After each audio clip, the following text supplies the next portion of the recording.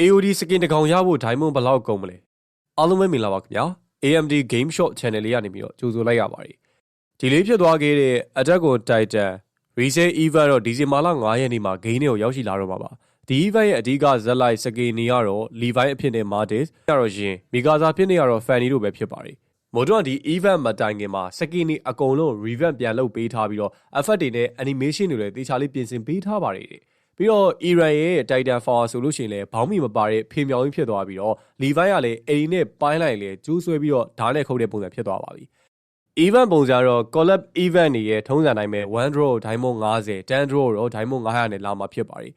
daily discount နဲ့ဆိုလို့ရှိရင်တော့ 1 draw ကို Diamond 25လုံးနဲ့ရမှာဖြစ်ပြီးတော့ first 10 draw မှာဆိုလို့ရှိရင် 10% discount နဲ့ Diamond 450ပဲကုန်ကြမှာပါ event ရက်ကတော့စုစုပေါင်း31ရက်ကြာမှာဖြစ်ပြီးတော့ AOD စကင်တကောင်ရဖို့ဆိုရင် event shop တွေမှာ crash 1200နဲ့လဲရပါလိမ့်မယ် crash 1200ရဖို့ဆိုလို့ရှိရင်တော့120 draw လောက် draw လောက်မှာဖြစ်ပါတယ်အရင်ဆုံး game တွေကနေပြီးတော့ကျွန်တော်တို့က free token 63ကိုရနိုင်ပါတယ်ဘယ်လိုလုပ်ရမလဲဆိုတော့ mini event လေးတွေကနေပြီးတော့ဘာ diamond မှမဖြည့်ပဲ token 4ခုရပါမယ်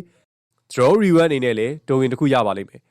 ဒီ event မှာ premium supply နှစ်ခါလာမှာဖြစ်ပြီးတော့စုစုပေါင်း token ကလည်း58ခုရပါလိမ့်မယ်ဒါဆိုလို့ရှိရင်အားလုံးစုစုပေါင်းက free token 62မှာ3ခုရမှာပါ premium supply တွေက test တွေကိုတော့ diamond 250ဖြည့်ပြီးတော့သုံးခိုင်းတာပါ diamond 250ကို AOD event မှာပဲပြန်သုံးမှ diamond spam test ပြီးမှဖြစ်ပြီးတော့တခြားနေရာမှာသုံးရင်တော့ test ကမပြီးပါဘူးဒါဆိုလို့ရှိရင် AOD စကင်တကောင်ရဖို့ diamond ဘယ်လောက်ဖြည့်ရမလဲဆိုတာနဲ့ဈေးအသက်တာဆုံးဖြစ်အောင်ဘယ်လိုလုပ်ရမလဲဆိုတာကိုဆက်ပြီးတော့တဆင့်ချင်းပြောပြပေးသွားပါမယ် AOD စကင်တကောင်ယူဖို့စိတ်ကူးထားရဆိုရင်တော့ event ဆက်လာခြင်းရက်ခရေကနေပြီးတော့ diamond 250 recharge လုပ်ပါအဲဒီနောက်မှာ recharge gift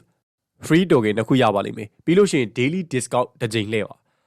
ပြီးရင် phase 1 မလာခင်ဒီဇင်ဘာလ17ရက်နေ့အထိအဲ့ဒီ6ရက်အတွင်းမှာနေတိုင်း daily discount တွေကတစ်ခါ Yo draw တစ်ခါတစ်ရက်ကိုနှစ်ခါ draw ပေးရပါမယ်ဒါဆိုလို့ရှိရင်တော့15 draw ရနေပါပြီဒီဇင်ဘာလ12ရက်နေ့ phase 1 ရောက်ရင်တော့ diamond 900ဖြည့်ပြီးတော့ first time draw မှာ diamond 3ပါ daily discount နဲ့ Yo တစ်ခါထပ်ပြီးတော့ draw ပြီးရင်တော့ phase 1 ရရ token 29ကို3ပါနောက်ပြီးတော့ draw reward အနေနဲ့ token တစ်ခုထပ်ပြီးတော့ရပါအောင်မယ်ဒါဆိုလို့ရှိရင်တော့စုစုပေါင်း58ကြိမ် draw လုပ်လို့ရပါပြီ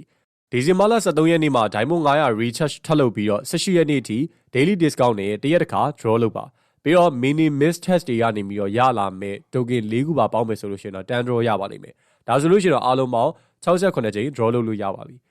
ဒီဇင်ဘာလ19ရက်နေ့ phase 2မှာ Diamond 900 recharge လုပ်ပြီးတော့10 draw လှည့်ပြရပါမယ် daily discount ကိုတစ်ခါသုံးပါပြီးတော့ phase 2စတဲ့ရက်မှာတွေမယ်အခါ40 draw ထည့်ရပါပြီကံကောင်းတဲ့သူတွေက109ကြိမ် draw လောက်ဆိုလို့ရှိရင်တော့ crash 1200ပြည့်နိုင်ပါတယ်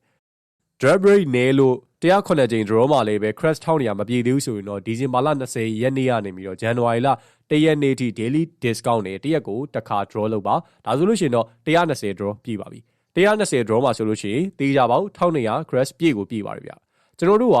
120 draw အတွက် Diamond 1950 recharge လုပ်လိုက်ရတာပဲဖြစ်ပါတယ်ကို့မှာ Diamond စုထားတာရှိပြီးသားဆိုလို့ရှိရင်တော့ recharge test အတွက် phase တစ်ခုစီကို Diamond 250နဲ့စုစုပေါင်း Diamond 900ပဲဖြည့်ဖို့လိုအပ်ပါလိမ့်မယ်ဒါမှမဟုတ်ကိုက weekly bet ပဲဝယ်မယ်ဆိုလို့ရှိရင်တော့